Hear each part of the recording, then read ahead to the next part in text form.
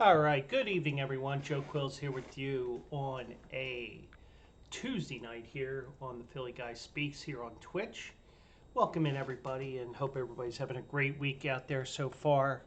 Um, I see Maddie's in here. Welcome aboard, Maddie. Um, got a lot to talk about here. Um, don't know how much I'll fit in. There's some we found out who made the Hall of Fame today. I'll give you thoughts on that. I'll give you thoughts on the four divisional playoff games and one coach that I feel should be gone. I'll give you thoughts on those games. Um, Bucks fired their head coach. I'll give you thoughts on that. Yeah, I'm gonna play conspiracy theorist here. Um, Joel Embiid scored 70 last night, breaking Wilt Chamberlain's team record. Karl-Anthony Towns also had a huge night last night, but I'll tell you why the coach was not happy about that performance. And anything else that comes up, if I have time, I'll talk about the Flyers. There was a story that broke mid-afternoon that was worth mentioning as well. So let me just put something in the chat here.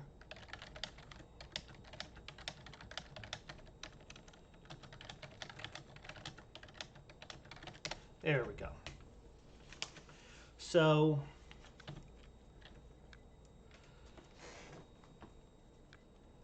we are going to begin this evening with the... Okay, good. Just want to make sure you can hear me because one thing I noticed was, because a lot of times I haven't been doing I haven't been turning this into an audio until until like the next afternoon.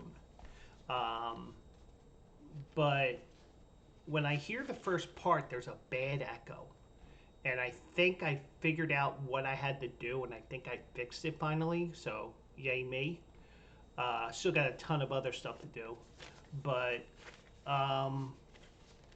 so that's why, if you're wondering what I did, I typed in the chat, welcome in, let me know if you can hear me or not, because I just want to make sure that this idea worked, and obviously it did. So thank you, Maddie, for doing that for me.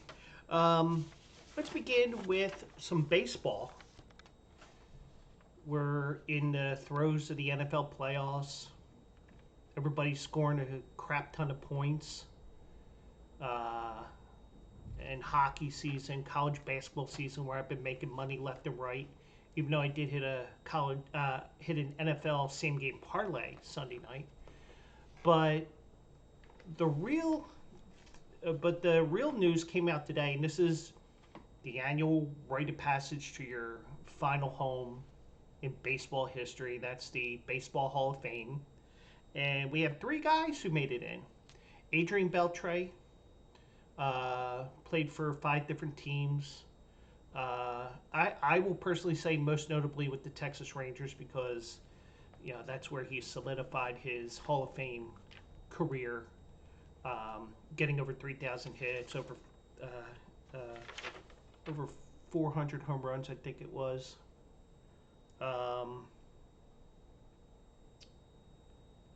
400 home runs, 3,000 hits. Okay. He got in. Joe Mauer got in on the first ballot. He got in with 76.1% of the vote. Beltre, didn't mention this, got 95% of the vote. Mauer got in by like 1 or 2 votes to spare to get in.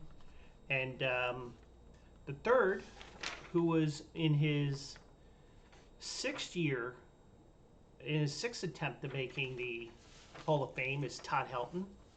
And he's in. He got 79.7% of the vote. So congrats to all three of them. Todd Helton hit 316 in his career. Some people will say that his stats were inflated because he played half of his games at Coors Field. And, I could see people doing that, saying that. And after a while, he just continually got more and more votes. And he gets in. Now, you do need 75%. For those that are unaware, you need 75% of the baseball writers' votes to get into the Hall of Fame. And those that get less than 5% are out. They're off the ballot. So, but since I didn't play 10 years of Major League Baseball, I did not make the Hall of Fame this year. I also didn't make People's Sexiest Man of the Year. I wasn't Times Man of the Year. Some of the things are understandable, and some are not, because I am a good dude. I should be Time Man of the Year, but that's a topic for another day. But I'm looking over this, and Joe Mauer, he was the first catcher to win a batting title. He actually won 3 of them: 2006, 2008, 2009. And Jim Leyland was voted in last month by the Contemporary Baseball Era Committee. He managed the Pirates. He managed the Marlins to a World Series win, their first World Series win over Cleveland. He managed Detroit as well. They got to the World Series as well under him, I believe. And, Jim Leyland deserved.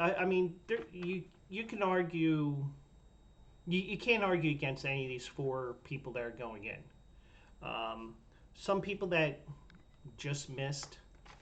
The Bubble Boy this year was Billy Wagner, and he missed. He missed by, I think it was 5 votes. Let me just double check that here. Yeah,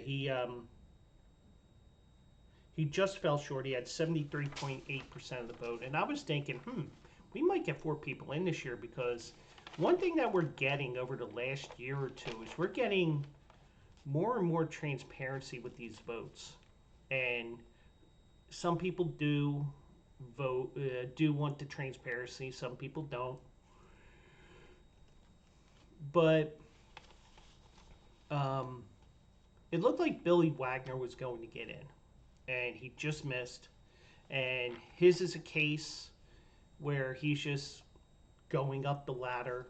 And I don't know who the first time nominees are for next year.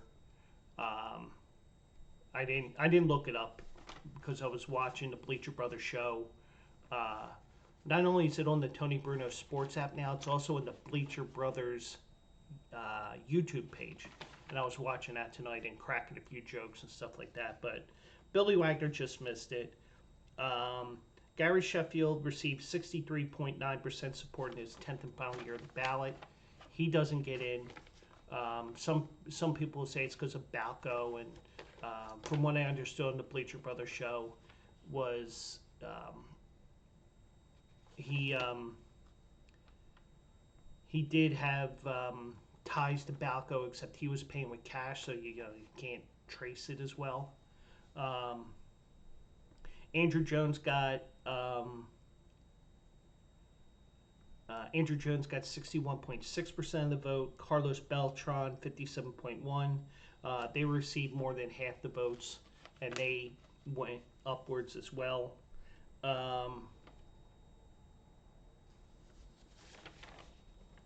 Names that catch my interest because they cross paths in Philadelphia.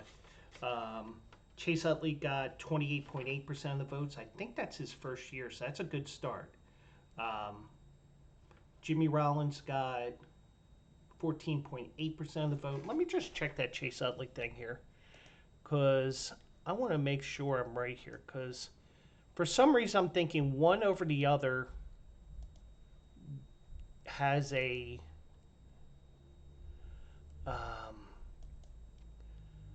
one of them has a year, a year, an extra year on the ballot so far. Just double check this.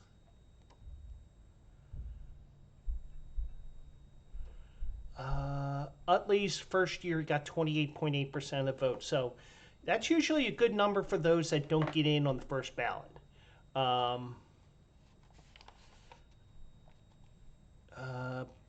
Jimmy Rollins, he's in his third year on the ballot. He got 14.8% of the vote. Bobby Abreu got 14.8 as well. That's his fifth year on the ballot. Those that did not qualify, and that is with less than 5% of the vote. Jose Bautista with 1.6% of the vote. Jose Bautista, by the way, he is an owner of the Las Vegas Lights soccer team, which is the second level of soccer in the United States.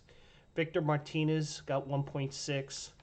Bartolo Colon, Big Sexy, only got 1.3. Matt Holliday, an even 1%. Adrian Gonzalez, 0.8. Brandon Phillips, 0.3. Jose Reyes and James Shields, 0.0. And I apologize for showing my big head there like it was. And Maddie says, breaking news, guess who I have as coach now? Tell me. And I apologize for not seeing that right away.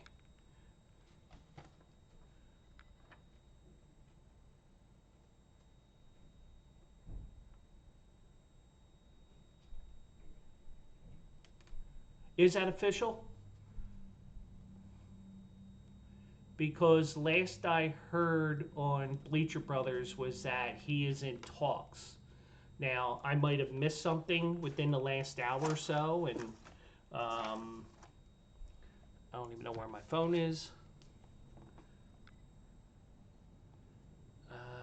Did not get any alerts on that, so yeah, so that may be something that came up within the last hour. I'm going to talk about that firing as well, because it just seemed very weird. Yeah, ESPN's app says that they're in talks.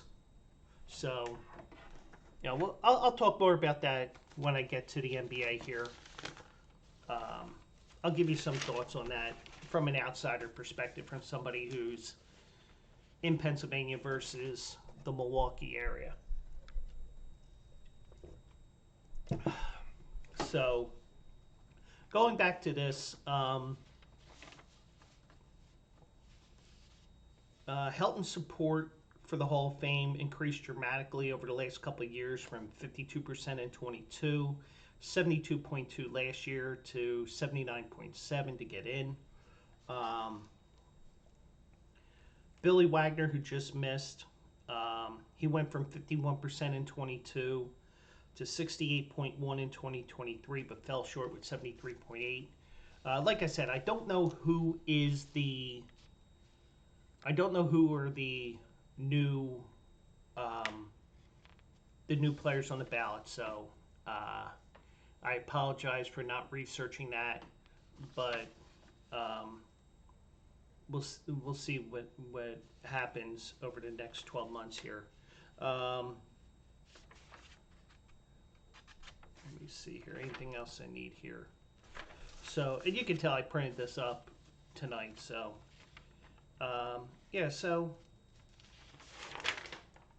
yeah. Sheffield was on the Mitchell report. That's what it is, and that was the report about the prevalence of performance-enhancing drugs within the sport. So you know, there was some Balco in there as well, but that's probably why Gary Sheffield didn't get over the top.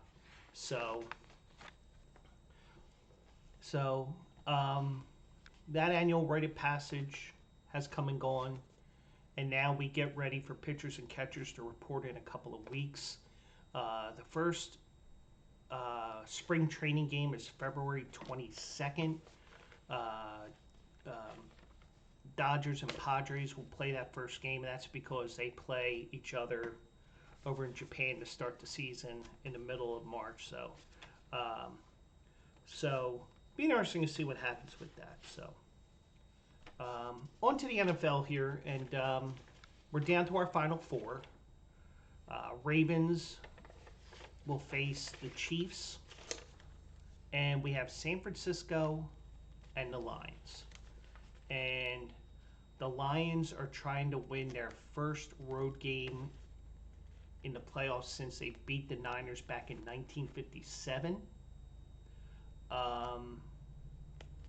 And the Chiefs are trying to go to another Super Bowl. It's possible it could be the last year for Andy Reid. Now, I saw it on Facebook, and the one thing I've learned with being on the internet as much as I am, as for how long as I have been, you don't believe everything that you see on the internet. But do believe that I do pick winners on Bleacher Brothers for my horse racing picks. So yeah, I did have two winners on Saturday, and then nobody posted my article on Sunday, which isn't. I'm not complaining. I understood why. But I took the last couple of days off, and there's an article on Wednesday. We'll see if I can get on track again. But going back to the divisional playoffs, just some random thoughts that I had. Now, I did watch a lot of these games, especially with the early games I was working, so I didn't really have complete attention, but I had enough attention that I could come to an opinion on everything. And it just seemed like with Houston, their magical run ended. They really couldn't get anything really going against Baltimore. And on top of that, Lamar Jackson ran all over the team and threw a couple touchdowns as well. Houston's only points were a field goal and a punt return. But you could, and there's nothing to be ashamed of if you're the Houston Texans, because you're probably a year or two ahead of schedule. And I probably put the jinx on them last Saturday when I said that there was nothing to be ashamed of. Trying to post a couple of things that were not Philly related, because I don't have a horse in this race the rest of this year. Eagles lost in the wild card round, and by the way, I got some Eagles news as well.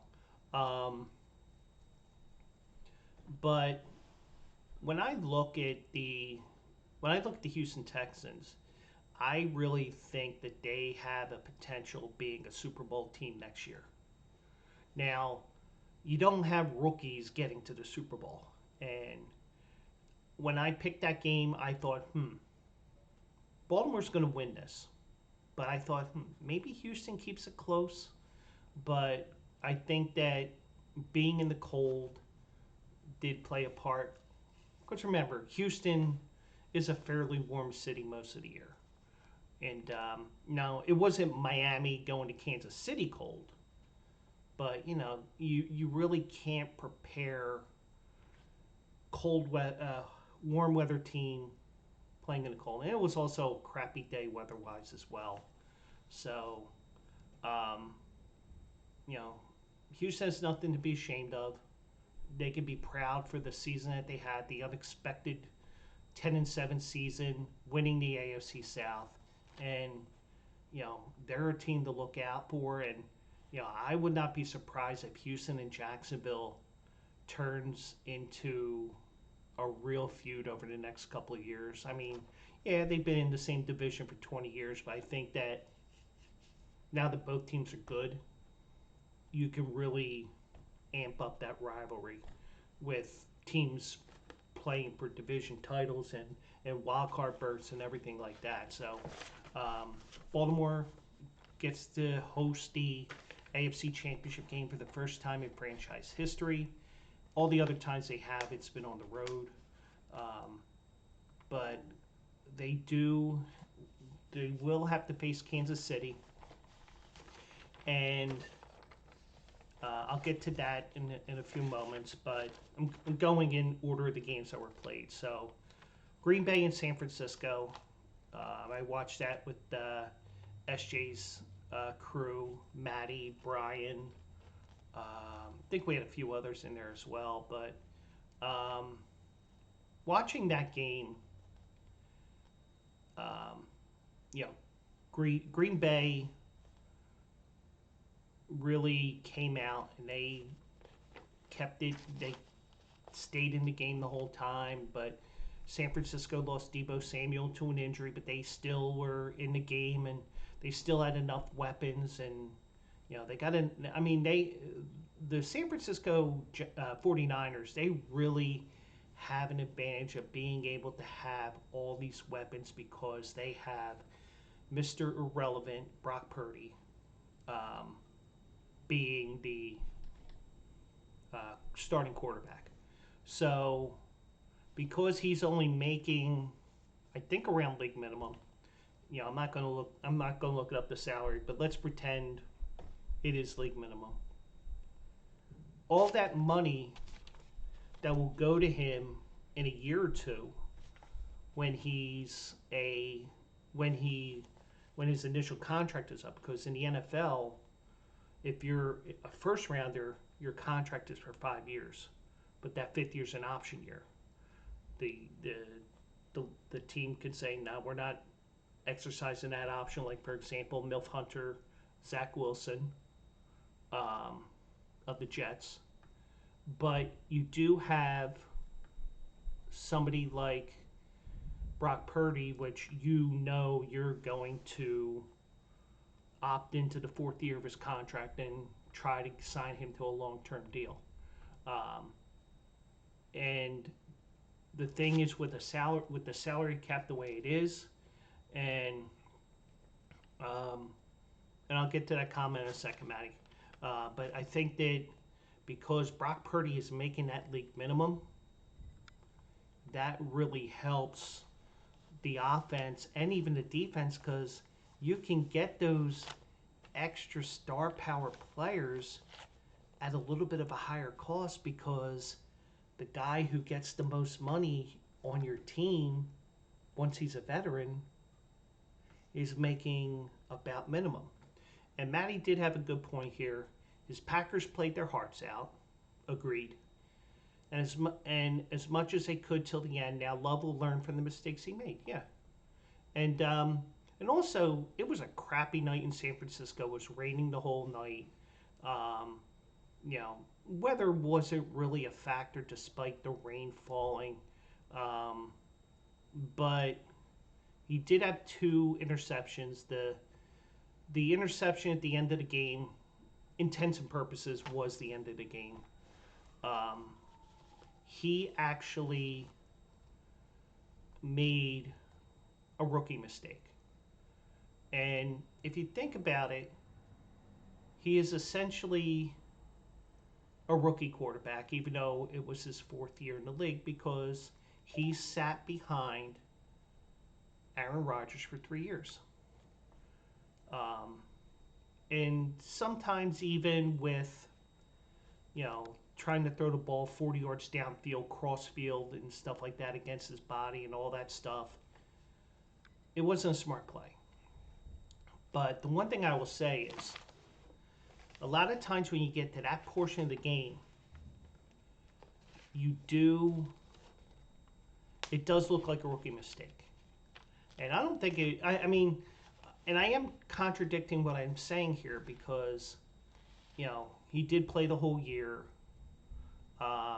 And the Packers proved me right. One of the few things I probably got right on my prediction, sure to go wrong, podcast back in the beginning of September. Packers would start off cold. they would catch fire near the end, and they would be that team that you don't want to face. Now, granted, I think I had them losing to the Eagles to go to the Super Bowl, but I think I haven't downloaded that podcast again, but but I think when you get into that final 2 minutes, it's not about being a rookie or anything like that, because I guarantee you, Jalen Hurts would do the same thing. Aaron Rodgers would do the same thing. But Aaron Rodgers would get that pass completed because he's ayahuasca boy.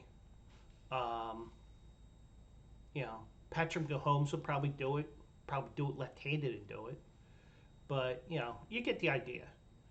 But, sometimes you do have to make that tough pass that you're not supposed to do in a normal situation. But in the final 2 minutes of the game, is it really a normal situation? But they do have, but they will be advancing.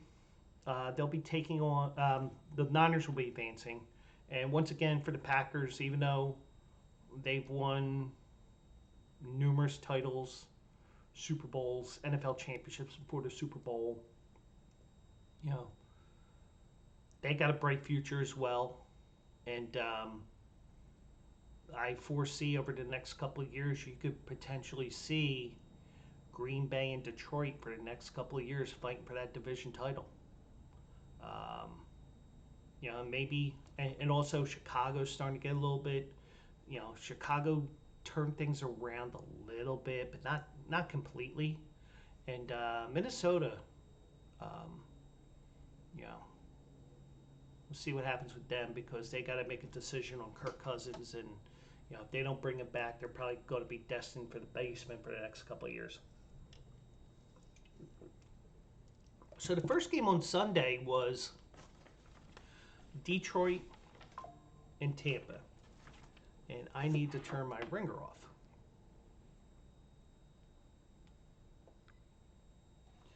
So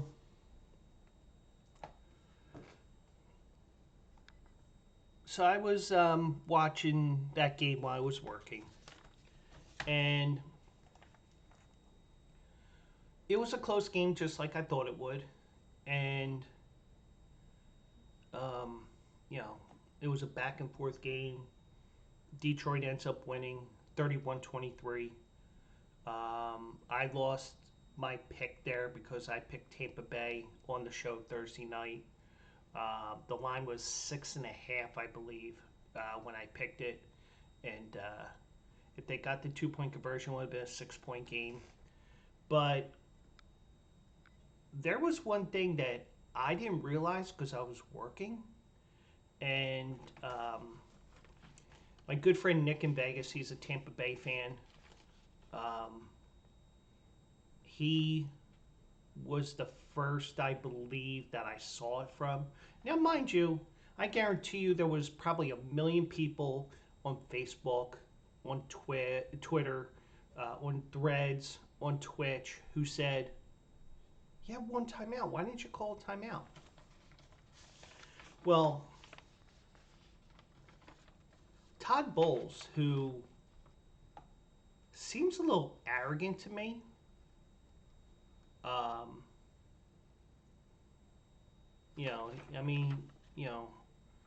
you had a team that went 9-8 in the regular season, and you won last year by going 8-9. I don't think he could be that arrogant. At least he comes off as arrogant to me, and I'm probably totally wrong, and so be it. But Todd Bowles had a timeout at his disposal after Baker Mayfield threw an interception that was intercepted by linebacker Derek Barnes with 1:39 to go.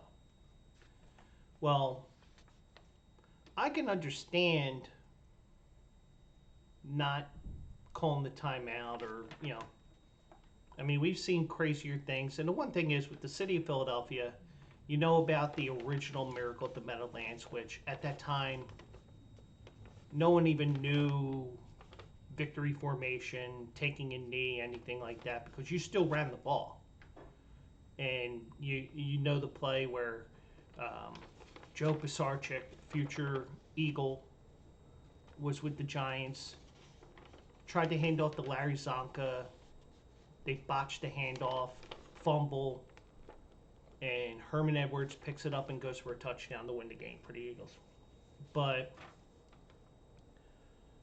one thing I will say is, if I were to quote Rocky, Rambo, nothing is over. Or it may be a Rocky spoof off of the Preston and Steve show. I don't know. But Todd Bowles said his team did not use its final timeout in the 31-23 divisional round playoff loss to the Lions was not a matter of coaching etiquette. He said that the game was over. Now, the one thing with me, and I'm a bit of a numbers guy, and I will crunch numbers and I will think of any way possible to win a game.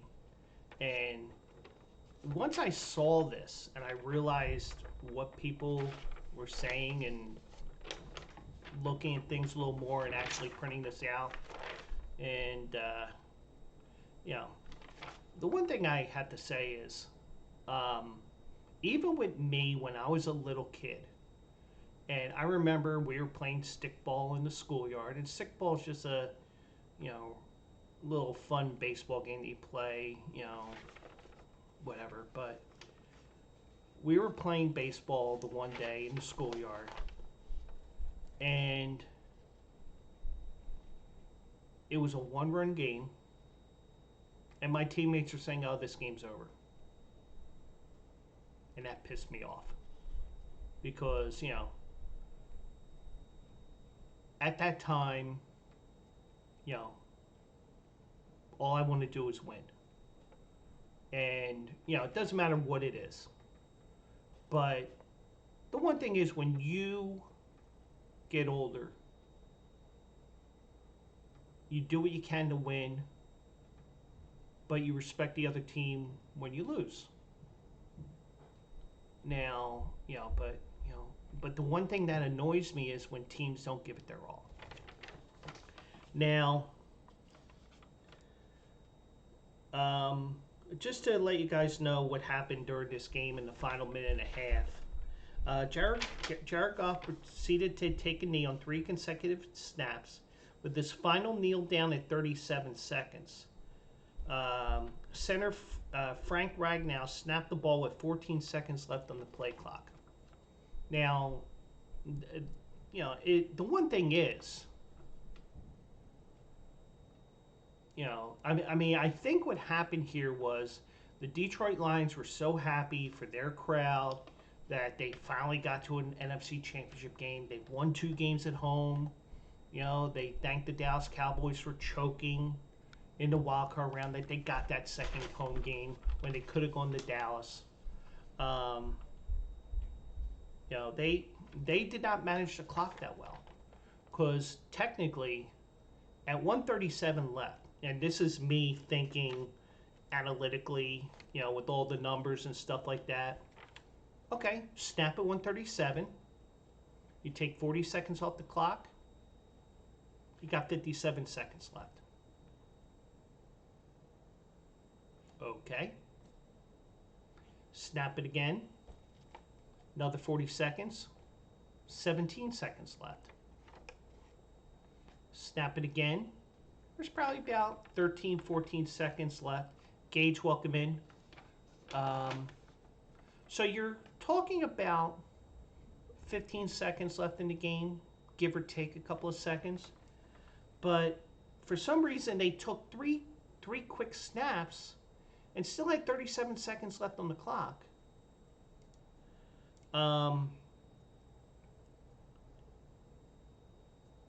Now, Dan Campbell admitted that he got away with one, because he said, well, first of all, we didn't handle the whole thing well on our end. We should have bled the time more out than we did. Look, I'll be the first to admit that, and that's on me. But yeah, we knew they had a timeout left, and I could tell he wasn't going to call it, and so that's how it ended. Now, when it's win or go home like this, even though it means having to leave the stadium. Bank Boy, welcome in. How you doing tonight? I'm looking at this, and the one thing I will say is, and I say this even, I'm going to go back to Super Bowl 39. Eagles scored a touchdown with about a minute 50 left in the game in Super Bowl 39. So they're down a field goal. They had 2 timeouts left. Eagles onside kicked. Now that is the only decision I questioned Andy Reid that entire 2004 season. I would have kicked it deep because even though New England didn't try to advance the ball to get a first down, you got a 3 and out, but oh, by the way, now you're inside your own 5-yard line and you got to go about 60 yards with no timeout to get a field goal or go 95 yards for the win. In this case,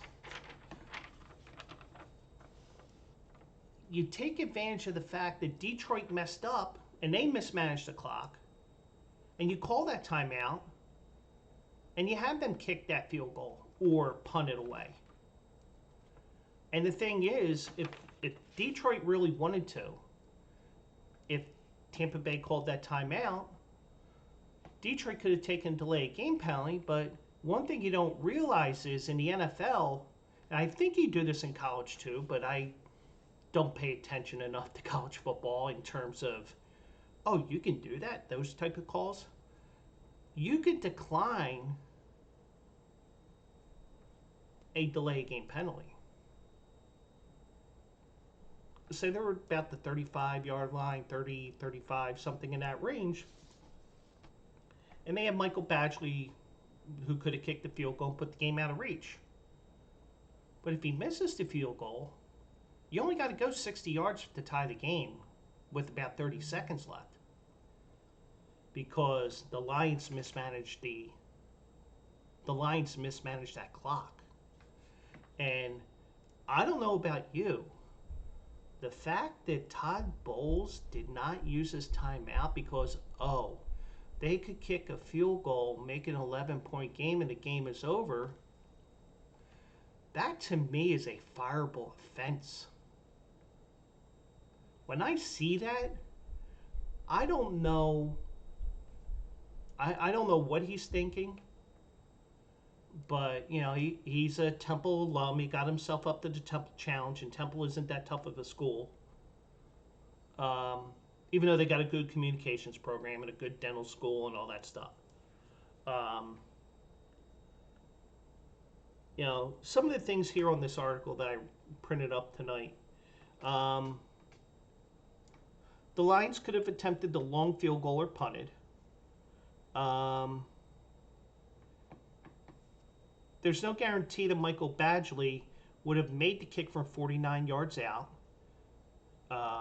As Badgley is 5 of 13 in his career on kicks of 50 yards or more. On kicks precisely 49 yards out, Badgley is 3 of 4 with the one miss against New England back in 2021. But, we're really cutting the stats down to, we're really micromanaging those stats. But me personally, I want them to kick that field goal because guess what? They kick that field goal, they're up 11, they kick off, you down the ball, fair catch it, whatever, and take the knee and the game's over. But if you miss it, you got 60 yards. You got 30 seconds. But in some regards, I don't understand now after the fact. And, hindsight's always 2020. I don't understand why you try to make that field goal. Make them make that field goal. And crazier things have happened.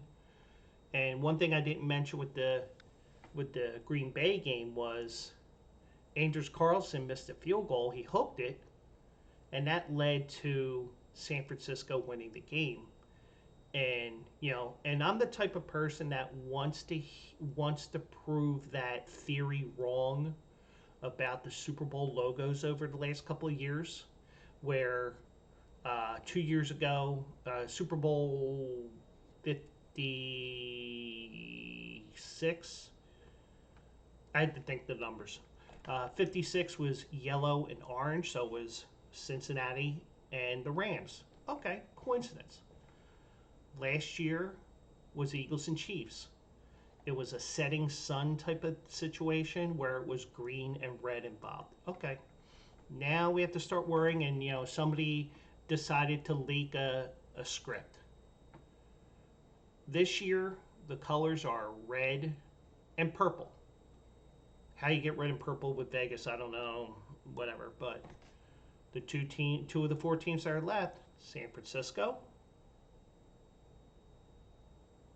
and Baltimore, both number one seeds. And number one seeds have been winning those NFC and AFC championship games the last few years.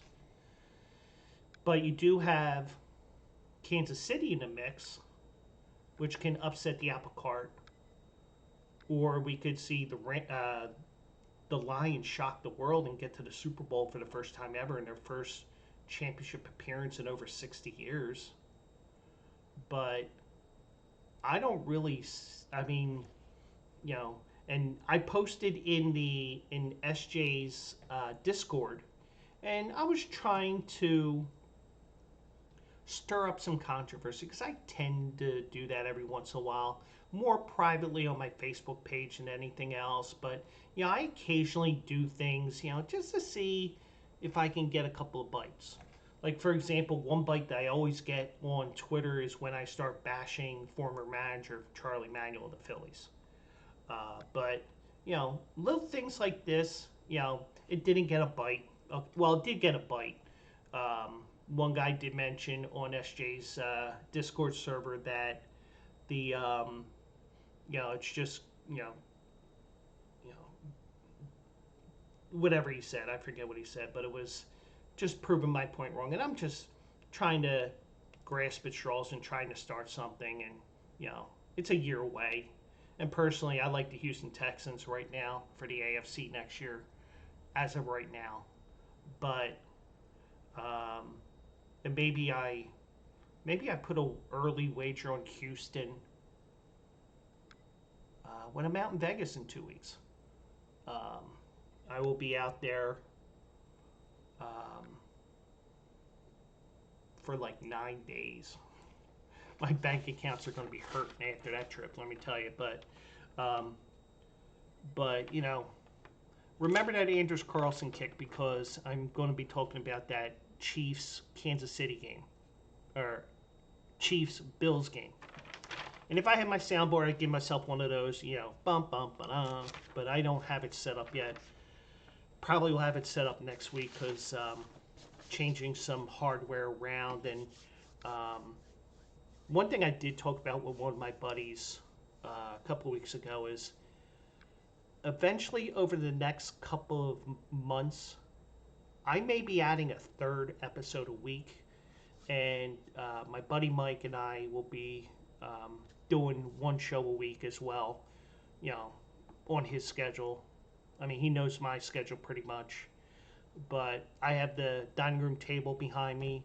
I have a stand that holds two monitors at once. And if I can't get the monitors, the stand to do what I want to do, I'll be on the one edge of the table. He'll be on the other, have two cameras and stuff like that. And we'd be talking back and forth the whole night. That's the plan.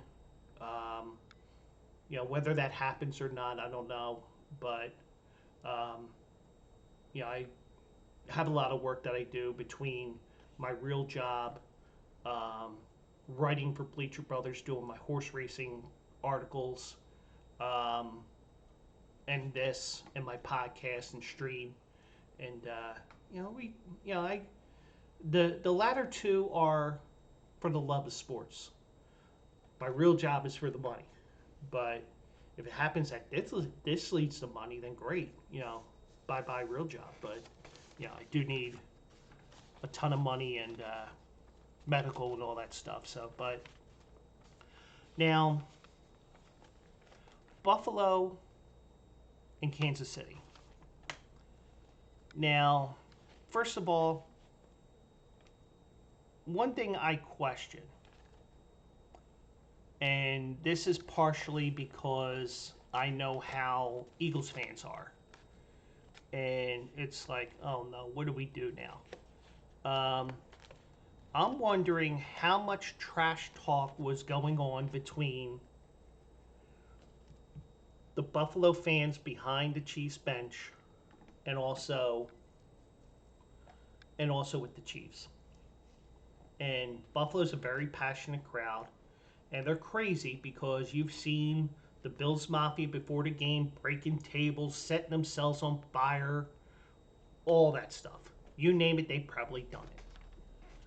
But you had a tough game there.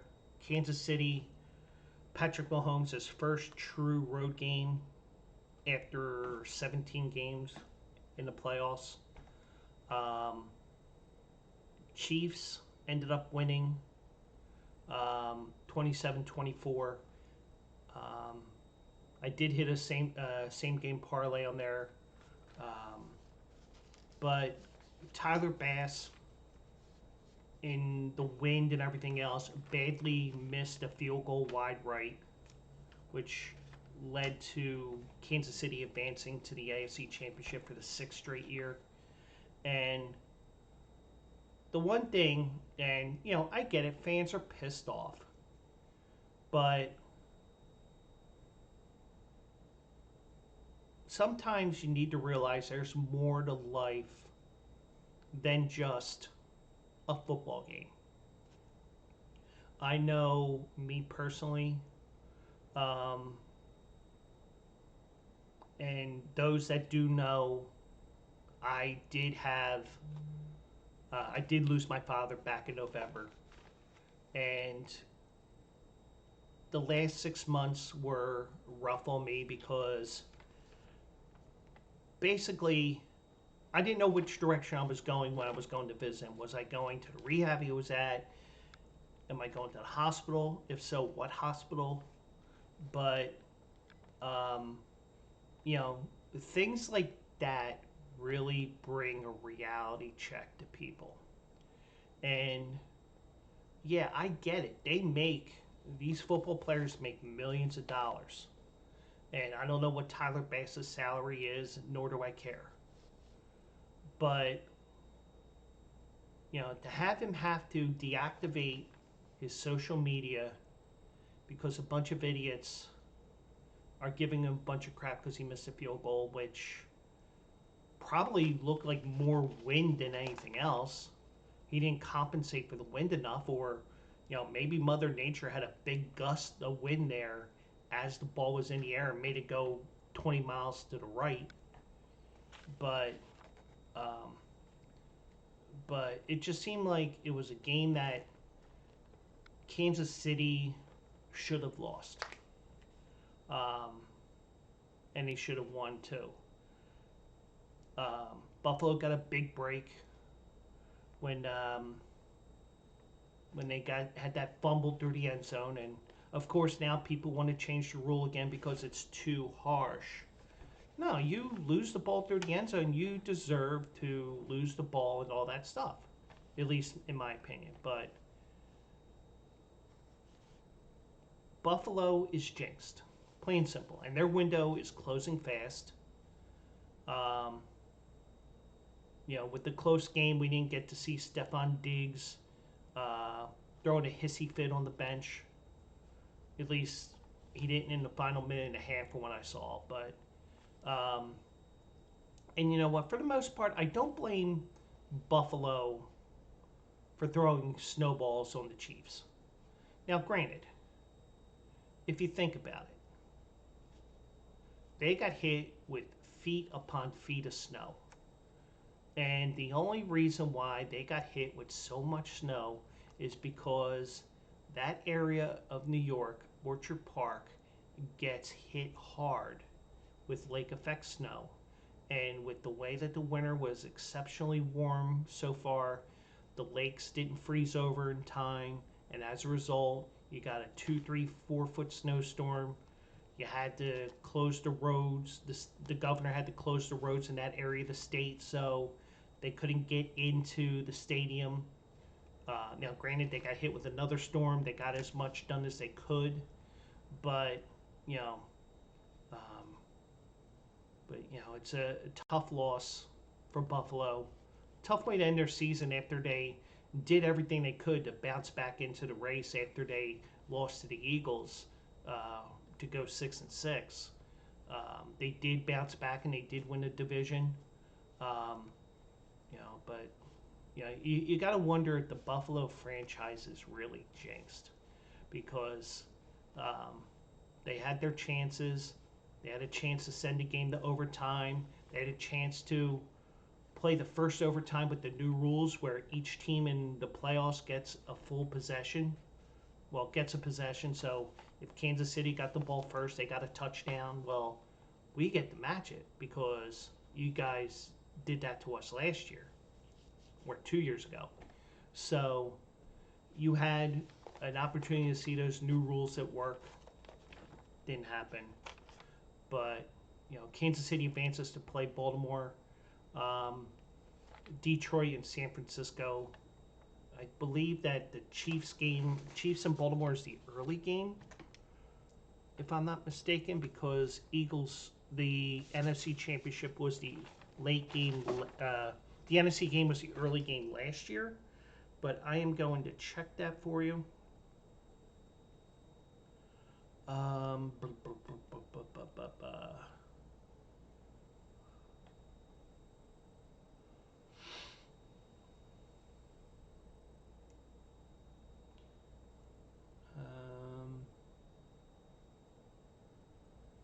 and Maddie, just to let you know, my ESPN app still just says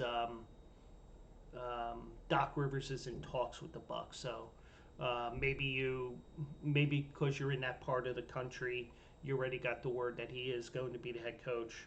Um,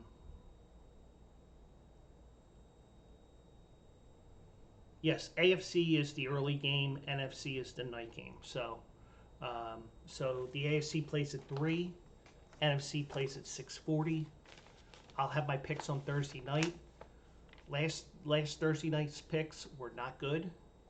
A couple of tough losses there, but I did hit the Kansas City wager um, just to make sure I didn't get shut out this week after a 9-1 start to the Philly fade this year. So we'll get to that on Thursday. Eagles did let go Sean Desai for defensive coordinator. Matt Patricia, his contract was not renewed. And I don't want to say fired for Pat Patricia because if you don't have a contract to come back to the next season, you weren't fired. Your job completed. And Brian Johnson will not be back. I don't know if that's a firing or a. I don't know if that was a firing or a, contract completed. But Eagles are going to be looking for a new offensive and defensive coordinator. I haven't really heard anything about the offensive side. I know a lot of people in my Philly Eagles Twitter following. Some of them want Frank Reich for the obvious reason that he was the OC when the Eagles won the Super Bowl in Super Bowl 52. Defensively, Ron Rivera is an option, who was a linebackers coach for the early years of Andy Reid from 1999 to 2003. Rivera did go to a Super Bowl as a defensive coordinator for the Bears in 2006. Did go to the Super Bowl with the Rams, but didn't do much afterwards. I've also heard today Eric Bieniemy for offensive coordinator. I don't know what to think with Eric Bieniemy because of the fact, if you think about it, I think that we may have seen maybe the offensive coordinator stuff is an Andy Reid thing. His success as an offensive coordinator, not necessarily Washington. But then again, Washington doesn't have the weapons that Kansas City had. So you can argue that way too against me, and that's perfectly fine. But And the one thing is that even if you're watching or listening after the fact, feel free to hit me up on on Twitter at Joe Quills, Threads, Instagram. All that information is right over here.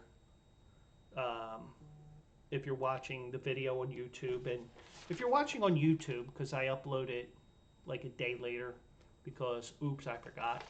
Um, you know, feel free to comment there. The one thing I say is I am okay with constructive criticism. If Maddie wants to give me a bunch of crap and it's warranted, okay. But if, some Joe Schmo comes in, oh, you suck. Okay, why do I suck? I know I suck, but I want to know your reason why for it. But, you know, have something to back up your statement, or something that I can use to help me improve. And that's the thing, I'm always the type of person where I'm not, I'm always looking to do a little bit better each time. So, whether it's Maddie, Gage, Bank Boy, anybody that will be coming in after the fact, feel free to jump in. Uh, you know, the great news is we got a nice chat room here. Got no issues. Have some fun here. Thursday nights I open things up a little bit more, and especially with last Thursday night, we went off the rails big time. That was a 2.5 hour show, where the last 90 minutes was I was laughing my ass off here the whole time. But you do have changes coming for the Eagles, and I will tell you right now, Nick Sirianni is on the hot seat, because if this team flops again next year, he's not going to be back. And he's getting a bit of a reprieve because he's trying to fix it. And if he doesn't fix it, he's gone. But that's my opinion. And I could be wrong. So I saw this today, and this was something that popped up as I was getting ready to listen to the Tony Bruno show on the Tony Bruno Sports Network. You can download the app on Apple or Android, or you can just go to bleacherbrothers.com. We have the little player there. If you scroll down, there's a player there as well. When I actually pulled it up on ESPN, because I was pulling up just to get an idea of what I want to talk about and stuff like that. And I missed the alert on my phone because I was running back and forth because I was doing laundry and stuff, and then a lady down the hall from me was getting her stuff in there, so I was like, trying to get everything all done. But the Milwaukee Bucks fired Adrian Griffin on Tuesday, after just 43 games, despite having one of the league's top records midway through his first season. Now, first thing I thought of was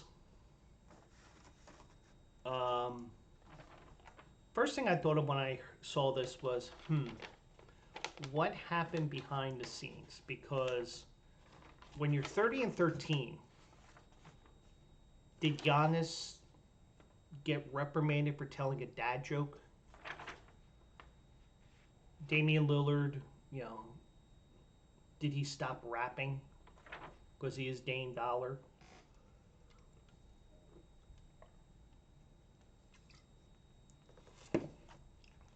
But it is a little cloudy to me as an outsider. Now, Maddie said that Doc Rivers is going to be the next head coach of the Milwaukee Bucks. Whether that's the case or not, we'll see. Because I've checked a couple times tonight, and I haven't seen the news that he is definitely in as the head coach. But Doc Rivers is the Bucks' top target to be the next head coach. And that's sources talking to Woj at ESPN, Adrian Wojnarowski. They're planning to quickly pursue a small pool of accomplished and available veteran head coaches. And this is an article that was posted a few hours ago. Bucks general manager John Horst said this was a difficult decision to make. We're working immediately towards hiring our next head coach. We thank Coach Griffin for their hard work and contributions to the team. Joe Prunty will take over as the interim coach. Horst will speak at a press conference tomorrow. Now, Griffin was hired because they had fired Mike Budenholzer last summer, after the first round exit in the postseason. Months after the hire, the Bucks swung a blockbuster trade to acquire Damian Lillard. If you remember, Damian Lillard wanted to go to Miami. He ended up going to Milwaukee. He was okay with that move, apparently. But here's the shocker of why. He goes 30-13 entering play tonight. They're number 2 in the East. They're half a game up on the Sixers, I believe. I got some Sixers news here. That's the best winning percentage for a team that fired its head coach during a season since David Blatt with the Cavaliers in 2015-2016. So I'm wondering, is it more than just what they cite in this article? And they cite on here that defense has slipped from 4th last season to 22nd this year. And they just gave up 135 and 113 points in back-to-back games against the Detroit Pistons. Now, I wonder if there's more than just that. I wonder if the team's not happy with him despite winning. There has to be more to this than that, than just defense. Maybe they're paranoid because they lost as a number 1 seed last year after winning the NBA title. But, because that was the first thing I thought of, is I was like, all right, what did he do behind the scenes? That's what I was thinking. But apparently it's because of the defensive struggles the Bucks had. But at 30-13, I think it can kind of look the other way, unless there's something really going on that we don't know of. And maybe we find out about that tomorrow, and maybe we never will. But that was a very strange firing, to say the least, as I reposition myself here. Now, the big news out of Philly last night was Joel Embiid broke a Wilt Chamberlain record last night. No, he hasn't banged 20,000 women, as impressive as that is, even though we know it's hyperbole. Because a lot of people have crunched the numbers and said, oh, you got to do this many women in a day for X amount of days in a row and blah, blah, blah. Whatever. It may be hyperbole, it may be true. Who knows? Who cares? But Joel Embiid said it's great to be in the same conversation as Wilt Chamberlain after he became the 9th player in NBA history to score 70 points in a game and broke Chamberlain's franchise record of 68 points in the process. And the one thing is, the 100 points that Wilt scored was with the Philadelphia Warriors, who are now the Golden State Warriors. So if you're saying, well, wait a second, Wilt was in Philadelphia in that game in Hershey when he scored 100 points. But it was with the Warriors because the Warriors were here first. They moved, and then Syracuse moved down to Philly, and they became the 76ers. But I'll tell you what, I totally missed this game because between working and doing other things and just being happy that I had 24 hours off from work.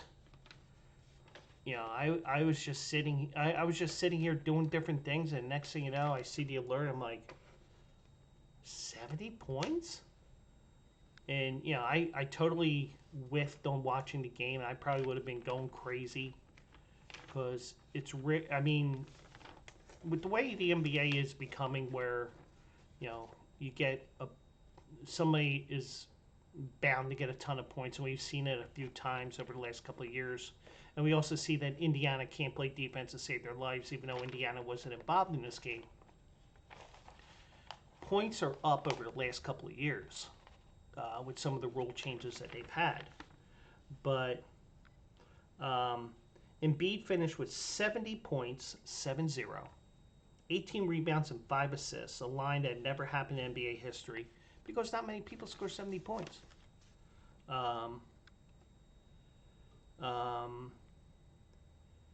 Embiid said it was just a great night. I had it going. I mentioned a few times a lot of teammates are extremely unselfish and they just kept giving me the ball and I just finished it.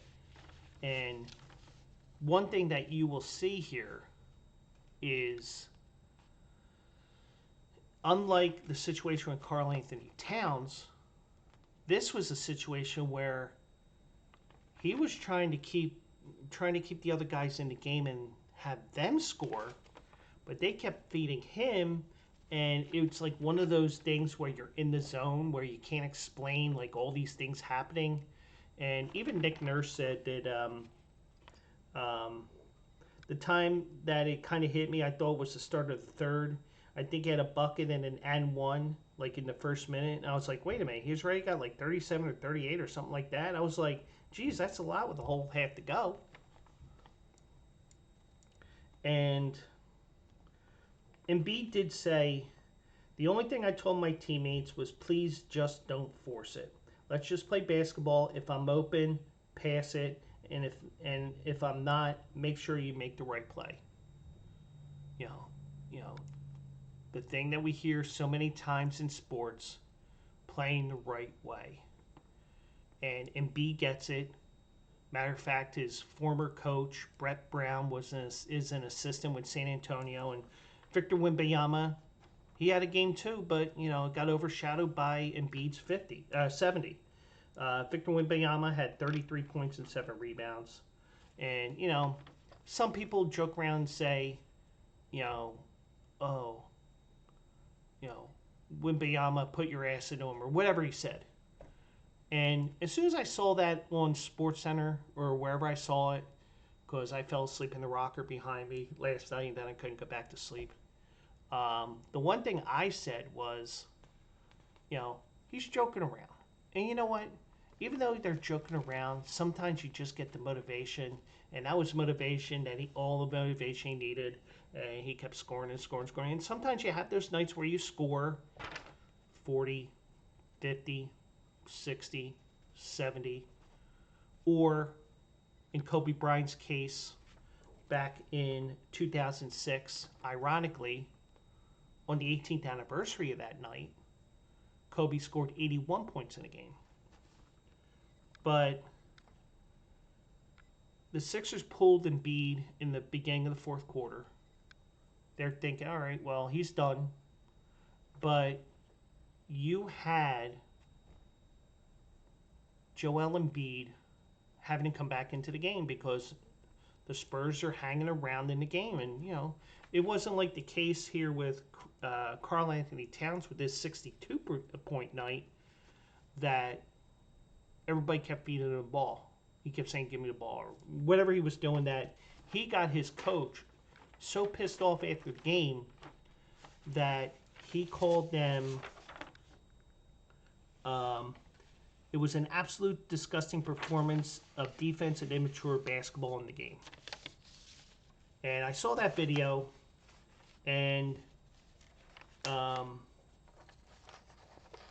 he understands feeding the hot hand, but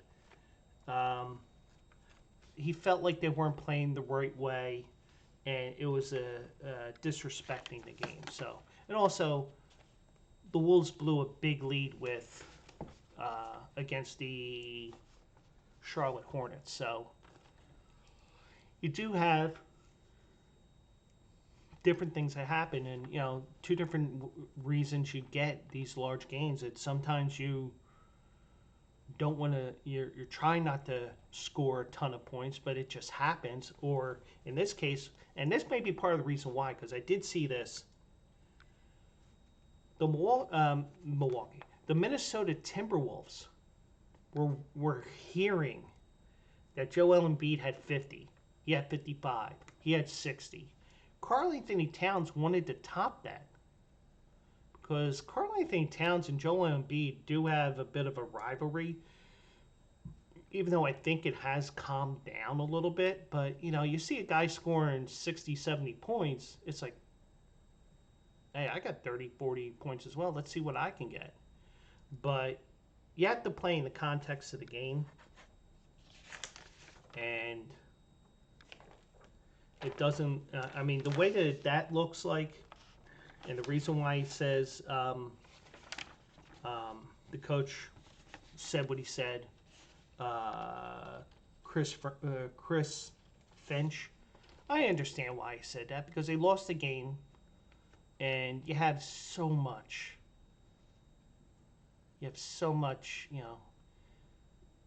It's just feed him and let him score. You got to play as a team, and the difference is Embiid's telling them, hey, you shoot. But the Sixers knew what they were doing, but you got to play within the team concept, which it appears they did. And the one thing that did happen in the game, which I would have been laughing my ass off if I had watched the game.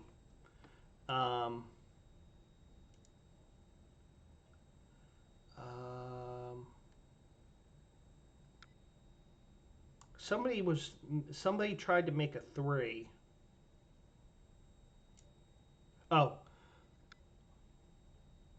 Reserve forward Daniel House Jr. was booed for taking an open corner three when Embiid was on the court.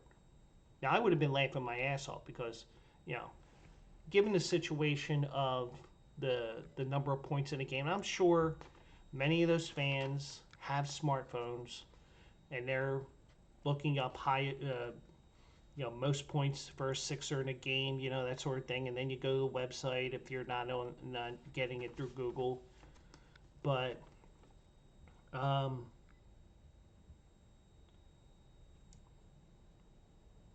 he did have 70 points, and it was interesting that Brett Brown was at the game, his initial coach, and it just seemed like one guy did it the right way, the other one didn't. And on that 18th anniversary of Kobe's game,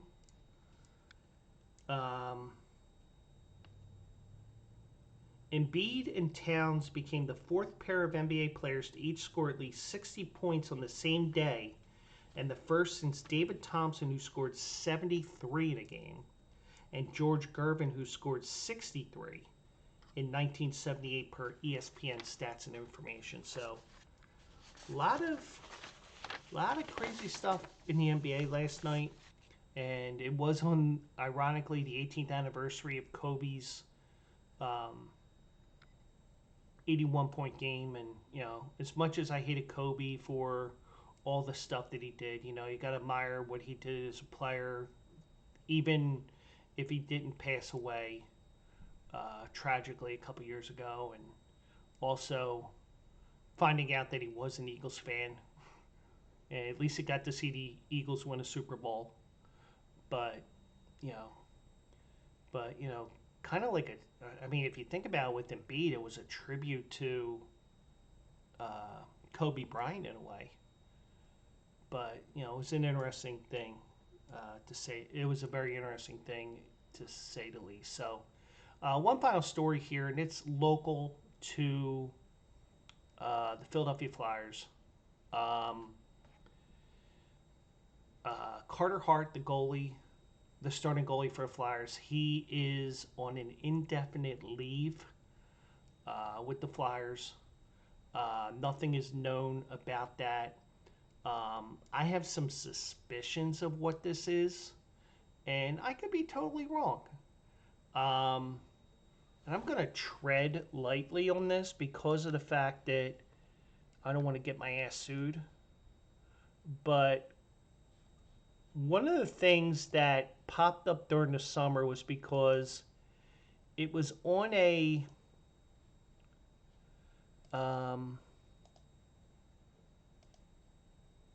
it was something I saw on the news over the summer. And if I remember correctly, it was my high school classmate, high school alum, um, who said that part of the reason why, and forgive me, I'm pulling something up here so I can cleanse the palate before we call it a night.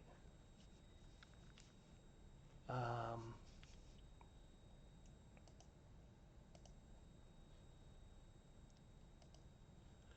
um, and by the way, just to let Maddie know if he's watching this after the fact or he's still here, I don't think he is here.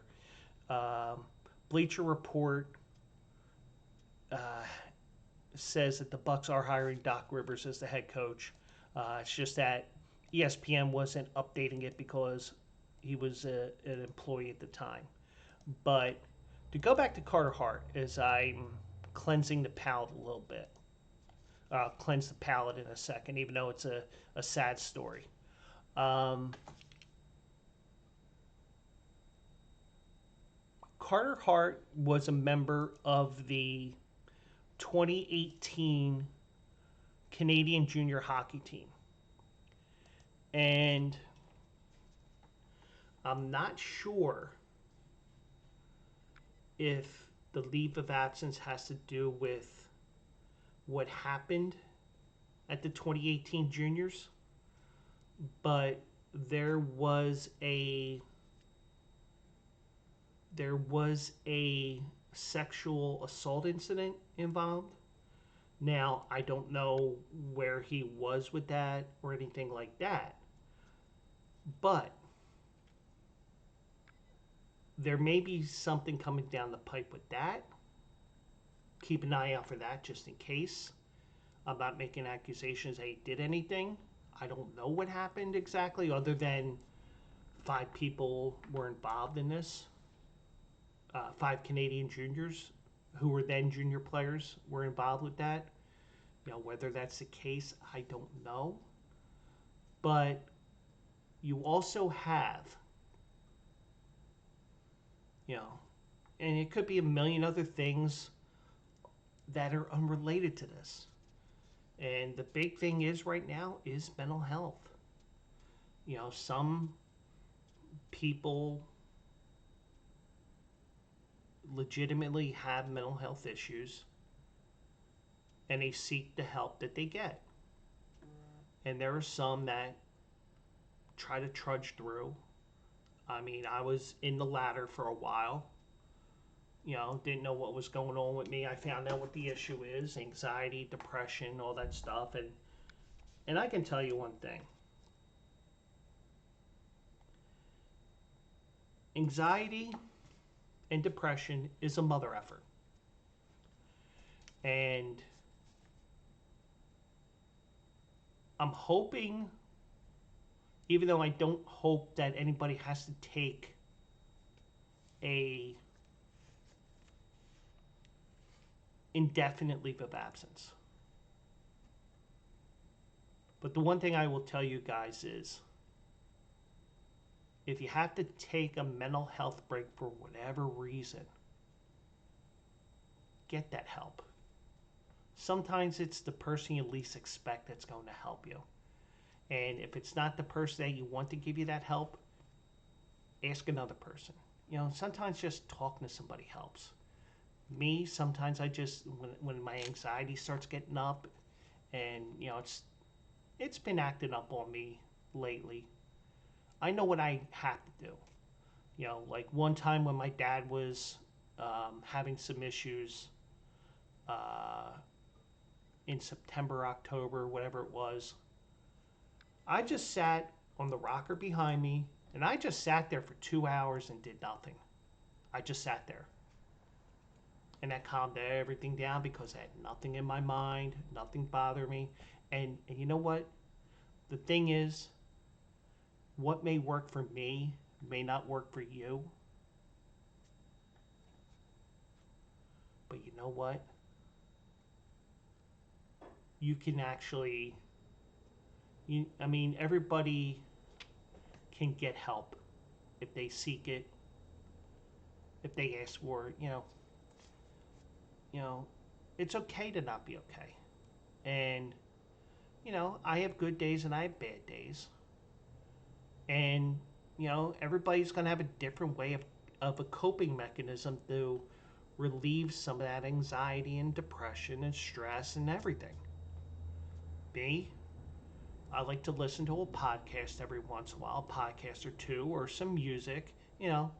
Like the one thing I said when I was still in the office at my job was, if I have my headphones on, don't be afraid of coming up. I'm just doing what I need to do or what I feel like I need to do to calm any anxiety that I might have, to get my mind away from things for 15 minutes, get lost in the music. But if you came up to the cubicle and go, hey Joe, hey Joe, hey Joe, I'm not ignoring you. The one thing is, and I admit, I may not be the person with all the answers, but sometimes you just need somebody to listen to you. And, I've said some things to some people that I won't say on here, of things that bugged me over the years, little by little. Sometimes it's the little things that annoy the hell out of you, and we don't know what Carter Hart's going through right now. As I circle it back to the topic at hand,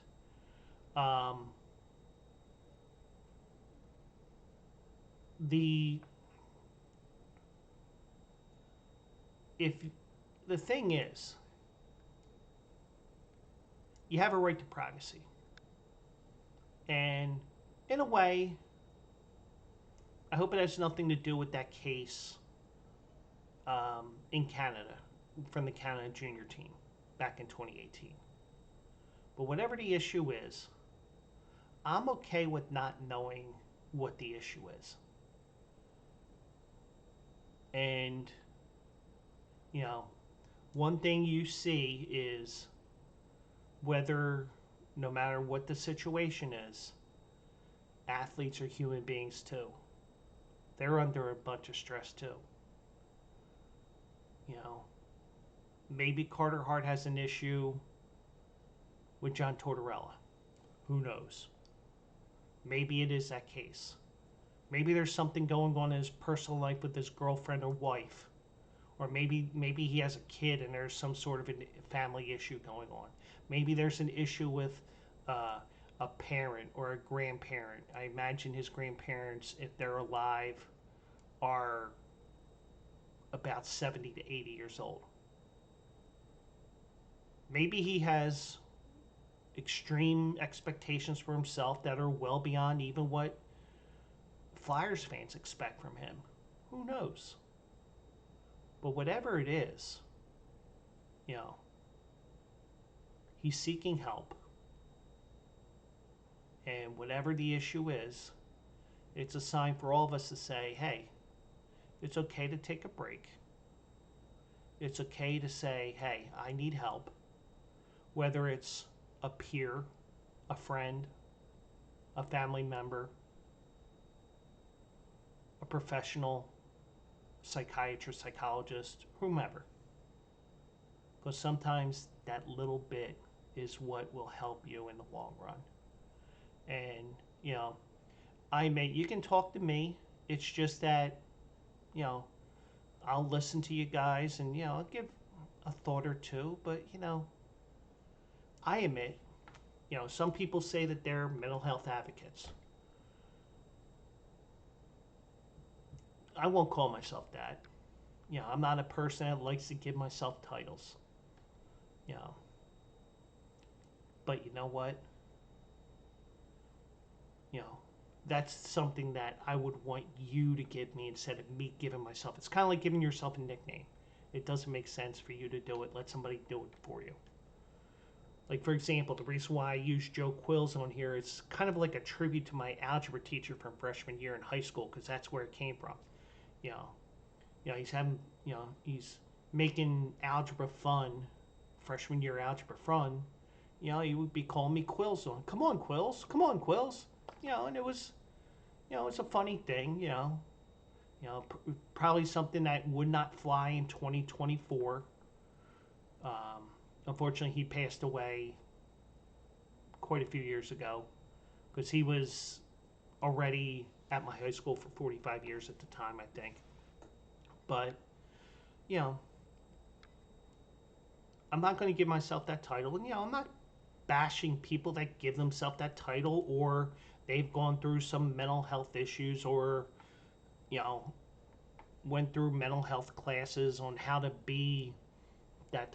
I mean, I don't know what they do. But I'm not going to give myself that title. But that doesn't mean I'm not going to help you. I'm going to try to help you. And if I can't help you, I'm going to guide you in the right direction.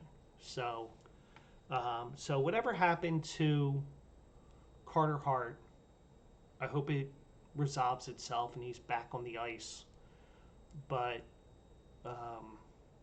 I don't have a good feeling about this, because the article I saw on ESPN said that they were referring to his, I got too many different browsers, and not browsers, as I do a Tony Bruno reference there. Not this, not that.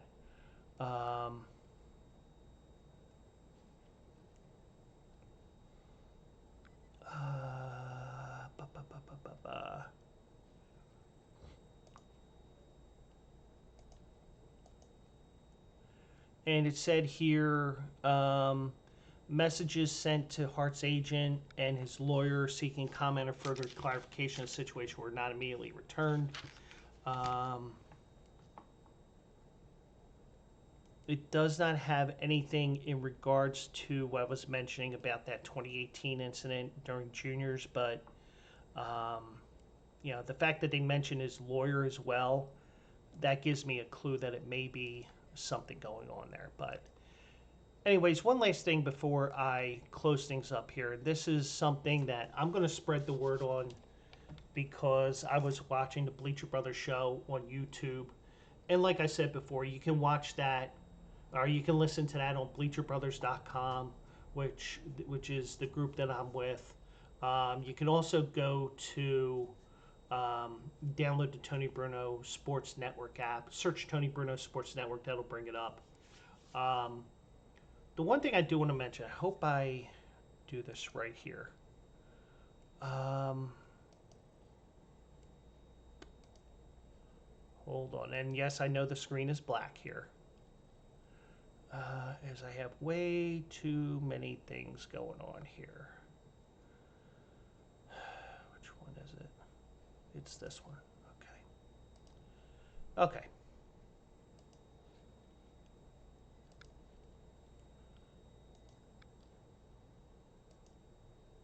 And it's not showing.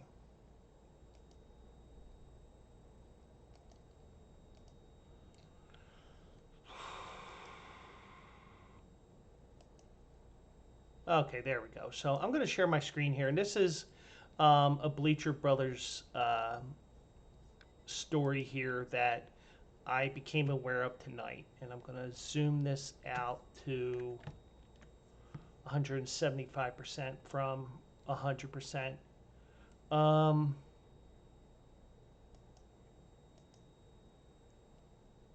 And it says that there's a good friend of the show has passed away suddenly, and his close friend has started a GoFundMe for his wife and 3 children.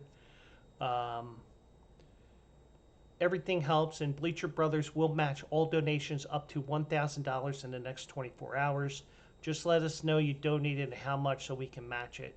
And the link is there. Just go to Bleacher Brothers, which is Bleacher Brother without the S, because obviously you get a 15-character limit with your handle. If you go to Joe Quills on Twitter, and yes, I refuse to call it X, you can find a link there. It should be my top tweet right now. So, do want to mention that as well. Um, you know, and I know things are tough out there, but just spreading the word, doing my job to, so we can help uh, the family of this good friend of the show who passed away suddenly.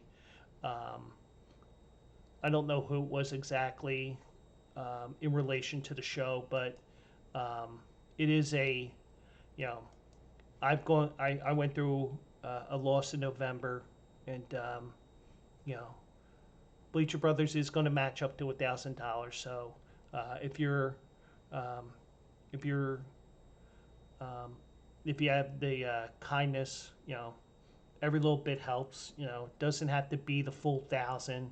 $5 is fine, $10 is fine. But I don't usually promote these type of things. But when I heard it on the show tonight, it was something that I did want to bring up on my show so I can spread the word.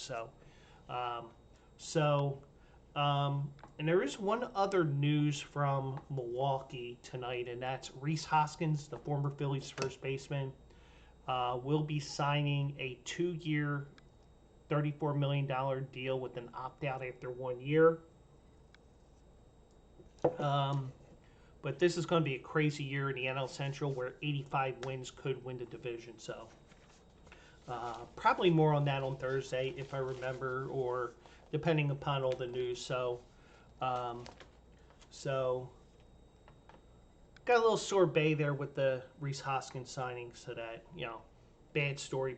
I don't want to end on a bad story, even though the kindness of your heart is what I was going for with that GoFundMe story.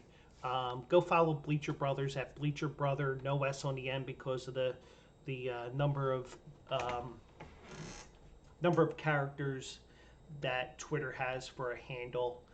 Follow me at Joe Quills on Twitter, on Threads, and on Instagram, and let's help somebody out in a time of need here. So that is going to be it for now. So do want to thank Maddie, Gage, Bank Boy for joining me tonight. I do want to thank everybody who's going to be watching after the fact, everybody who's listening after the fact on the podcast form. And you can join me here on twitch.tv/Joe Quills every Tuesday and Thursday at 10 p.m. You never know. I might do a surprise show here or there. And just have some fun here, grow the group. And it was a lot of fun here tonight, and hopefully we'll have more fun on Thursday, and maybe we'll get even more off the rails than we did last Thursday. But all my information there is on the left-hand side there.